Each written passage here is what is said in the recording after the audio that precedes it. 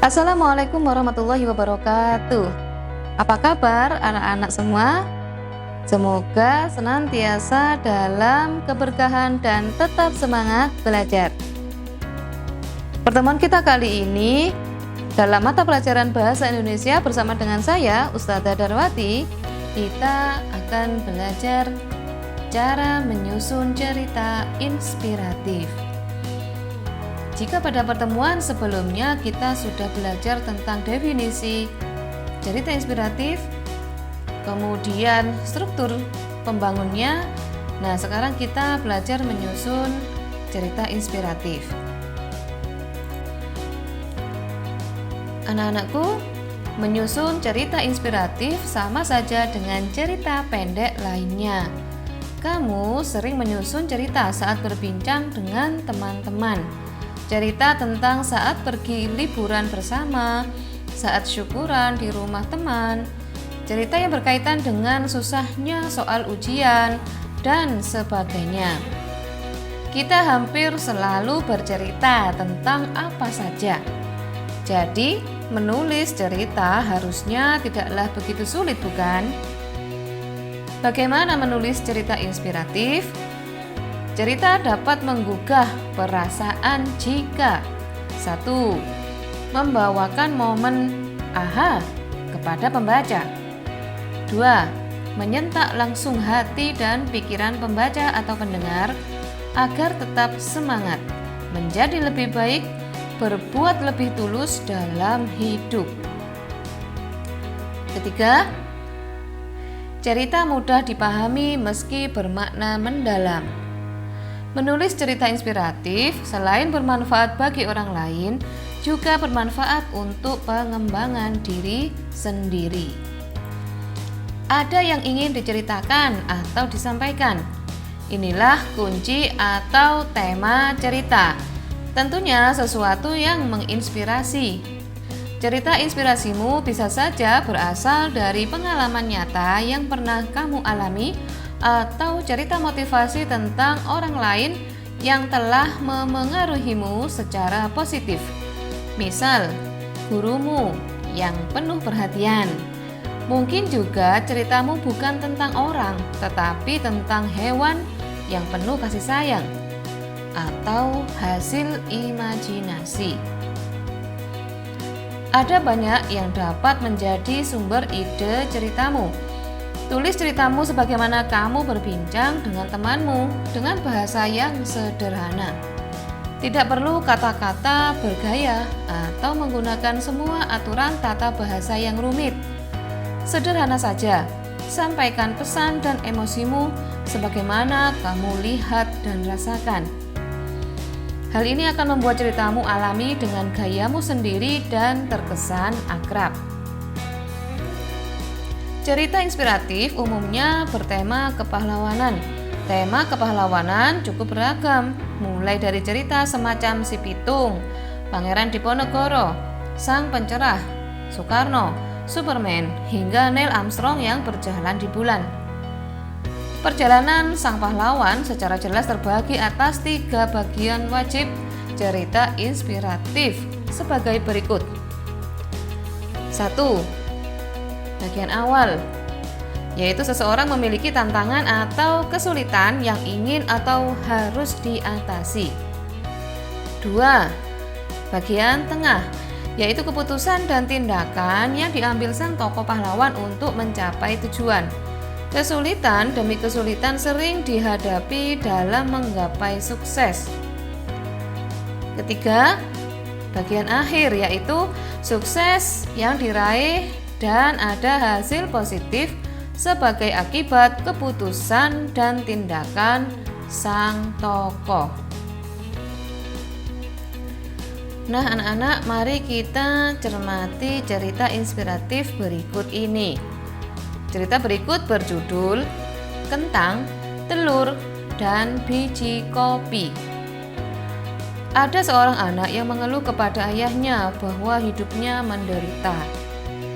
Dia tidak tahu harus bagaimana lagi. Dia lelah terus berjuang setiap saat. Sepertinya masalah tidak ada habisnya. Silih berganti datang.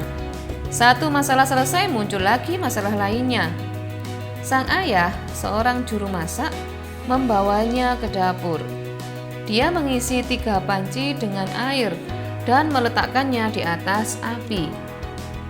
Setelah air dalam ketiga panci itu mulai mendidih, dia meletakkan kentang di panci pertama, telur di panci kedua, dan bubuk kopi di panci ketiga.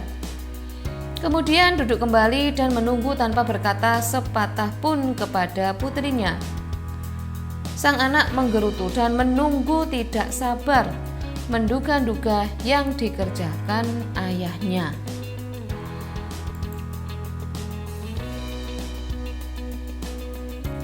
Setelah 20 menit dia mematikan api. Dia mengambil kentang dan meletakkannya ke dalam mangkuk. Dia mengambil telur dan meletakkannya ke dalam mangkuk. Setelah itu mengambil rebusan air kopi dan dimasukkan ke dalam cangkir. Dia menoleh ke putrinya dan bertanya, "Nak, apa yang kamu lihat?" "Kentang, telur, dan kopi," dia cepat menjawab. "Lihat lebih cermat," kata ayahnya. "Pegang kentang itu." Sang anak melakukannya dan kentangnya sudah empuk. Kemudian dia diminta mengupas telur. Dia mengamati telur rebusnya keras. Akhirnya dia diminta menghirup aroma kopi yang harum hingga membuatnya tersenyum. "Ayah, apa maksud semua ini?" tanyanya. Sang ayah kemudian menjelaskan bahwa kentang, telur, dan kopi menghadapi tantangan yang sama, yaitu air mendidih. Namun, masing-masing bereaksi berbeda. Kentang yang keras setelah masuk ke dalam air mendidih berubah menjadi lembut dan lemah. Telur yang rapuh, yang hanya dilapisi cangkang tipis saat dimasukkan ke dalam air mendidih, isi telur berubah menjadi keras. Yang unik adalah gilingan biji kopi. Setelah dimasukkan ke dalam air mendidih, mengubah air menjadi sesuatu yang baru. "Nak, kamu yang mana?" tanyanya kepada putrinya.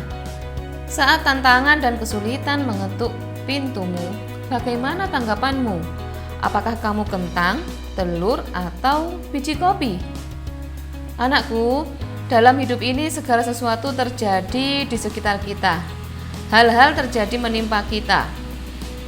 Akan tetapi kitalah yang menentukan akan menjadi apa, menjadi lebih lemah, lebih kuat, atau menjadi sesuatu yang baru.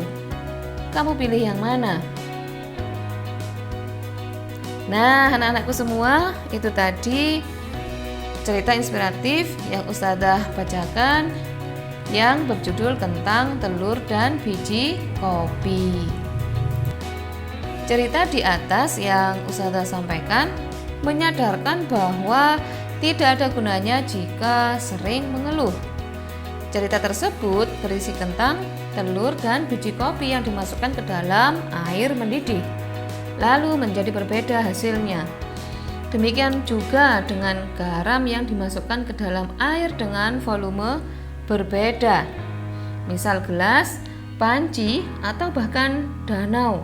Hasilnya juga berbeda.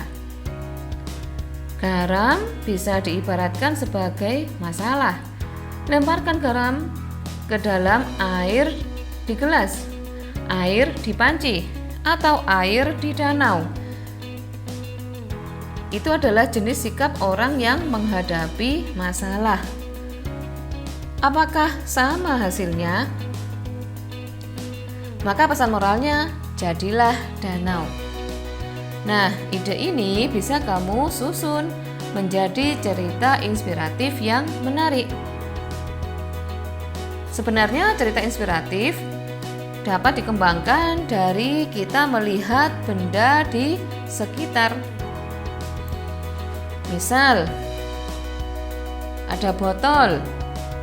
Jika botol ini diisi air mineral, maka jika dijual harganya bisa 3-5 ribuan.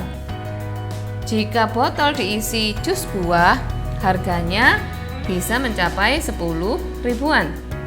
Jika botol diisi madu, harganya bisa berkisar 100 ribuan. Jika botol diisi minyak wangi terkenal, wah, harganya bisa jutaan. Akan tetapi, jika botol diisi air got, air comberan, yang tidak berharga sama sekali, semua orang tentu tidak ada yang suka, bahkan ingin cepat membuangnya ke tong sampah. Nah, dapatkah kalian merenungkan dari hasil mengamati botol dan isinya tersebut? Kira-kira pelajaran apa yang bisa kamu ambil dari mengamati benda-benda tersebut? Nah, menarik bukan? Dari hal-hal yang biasa kita bisa menyusun sebuah cerita inspiratif. Baik anak-anak, demikian yang bisa Ustazah sampaikan dalam materi menyusun teks cerita inspiratif kali ini. Selamat belajar, Ustazah sampaikan. Wassalamualaikum warahmatullahi wabarakatuh.